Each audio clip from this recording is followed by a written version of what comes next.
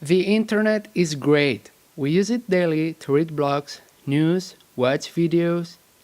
Now we also surf the net with tablets or even with smartphones, checking Twitter as we wait for the next train. This is amazing. We are connected permanently. But, and there is always a but, we are more exposed to threats and dangers than ever.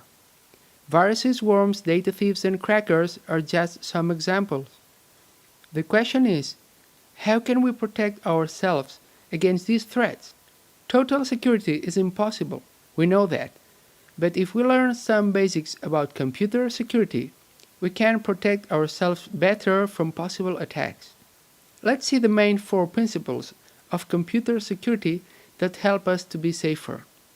First principle: protect information integrity. Before explaining this concept, let's see a story about George and Joanne. Joanne is checking her email since she is expecting a message from George, her boyfriend. When she opens it up, she finds something she really didn't expect. Why on earth did she receive such a message? Let's see what really happened. George is totally in love with Joanne. Suddenly, he's inspired to write her a message. George sends his email, but how unlucky, his message is intercepted by a cracker. The cracker is very bored and decides to modify George's message before resending it to Joanne. And you already know the rest of the story. Joanne doesn't know that the message has been modified by another person, and she is very angry and wants to split up with George. This is an example of data integrity alteration. The modified information can be a text, an image as the one you see in your screen, a file. If you receive this image, you think that it is the same one that the sender attached. But it could happen that the sender attached this image, but you received this one. You'll probably think that this is the original image that was sent to you. When somebody modifies data without authorization or permission, we say that the data integrity has been altered, either because of some modification or because of some deletion. A possible solution for George and Joanne consists of using an email client such as Thunderbird instead of using a webmail interface. This way, George could digitally sign his messages. This is something similar to seal an envelope with wax. If you send your message and somebody who is not authorized opens it, the receiver will notice that the message was read and might have been altered. The second principle of computer security is guarantee data confidentiality. Before explaining its meaning, we'll first see another story. George convinces Joanne not to split up with him. He goes to visit her and brings her a surprise. He wanted to send it by email, but after all the fuss about the email incident, he prefers to go in person. But George has a bad day and he loses his pen drive. After a while, a man sees it and picks it up. He goes home and once there, let's see what we have here. Okay, which one of these folders would you check first?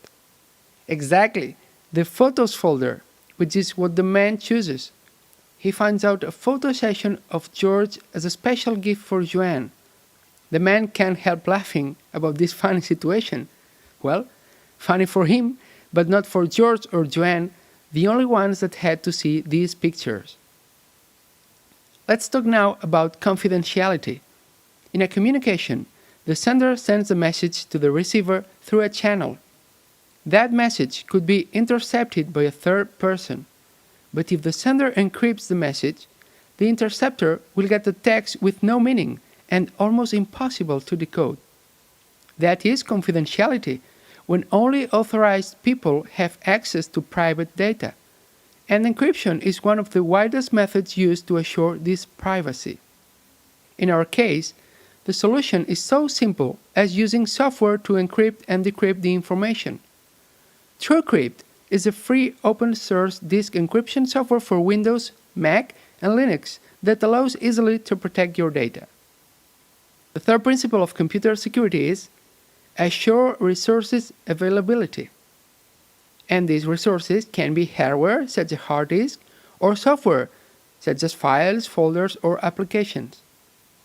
Suppose that we have a web server with an online store working 24 hours a day, 7 days a week. Everything is going well, and the company is earning money and customers are satisfied. Until one day, the server's hard disk fails and the online store stops working. Suddenly, a resource isn't available. Suddenly, customers can't buy and start complaining, and the company loses money and credibility. This is something similar to when you are hungry and want some cookies. You look for the jar of cookies, and there are always cookies. And if you run out of cookies, then your mother appears with more cookies to fill the jar and your belly. That is availability. You have cookies whenever you want them.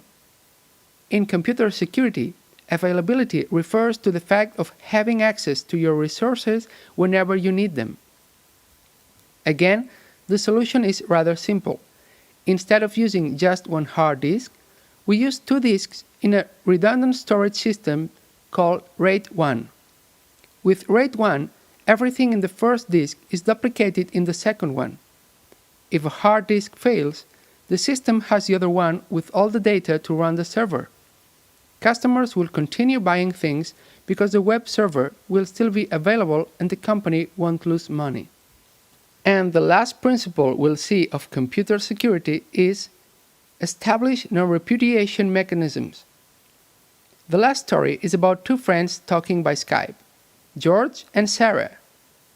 George is inviting Sarah to come to a party at his place. Every guest will bring something, and George tells Sarah to bring beer.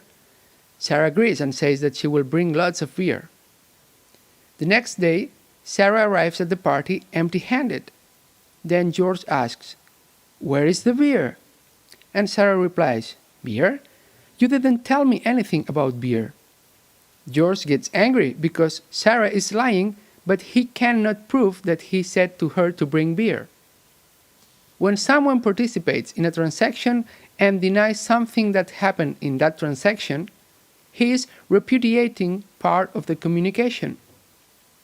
In the picture, the man on the left lies to the other one, denying some order he received.